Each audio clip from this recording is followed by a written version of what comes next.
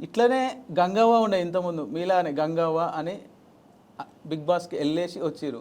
మరి అప్పుడు ఆమెను తీసుకున్నారు కదా. అది మీరు అనాలి కదా. గతంలో గంగమ్మని తీసుకున్నారు కదా, ఆమె కూడా ఒక సామాన్యురాలే కదా. సామాన్యురాలు. సామాన్య రీతిలో పల్లెటూరి వేషధారంలో ఉన్న గంగవే కదా. అవును. మరి ఇలా నరసయ్య తాత ఒక కవిగా, ఒక గాయకునిగా, ఒక రచయితగా, ఒక యాంకర్గా, ఒక యాక్టర్గా, ఒక జర్నలిస్టుగా, మరి ఇన్ని కళలు ఉన్న నరసయ్య తాత ఎందుకు మీకు కంటికి నదరు కొట్టలేదు అనేది ఇప్పుడు జనం చెప్పాలి, తెలుగు జనాలు చెప్పాలి. ఓకే, మీరు ఆల్రెడీ టాస్క్ ఫిజికల్గా పనికొస్తారా పనికిరాదని ఒక టాస్క్ చెప్పారు మీకు, శ్రీముఖి చెప్పింది, మీరు ఆల్రెడీ టాస్క్ చేసిర్రు.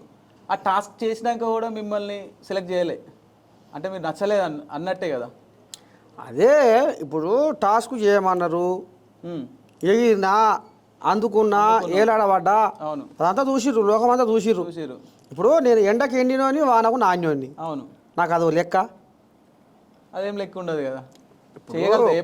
నేను కాయకష్టం చేసినోని, చెమట ఓడిపించినోని, ఎండల గొర్రెంట తిరిగినోని, వానకు నానుకుంటా గొర్రెల కాసినోని, నాకు ఆజ్ఞే అగ్ని పరీక్ష అయిపోయింది. ఇంకా నువ్వు ఆడ కొత్తగా పెట్టేదేమో నాకు అగ్ని పరీక్ష అనుకున్నా, పోయి ఎగిరి ఏలాడబడ్డా, అయిపోయింది.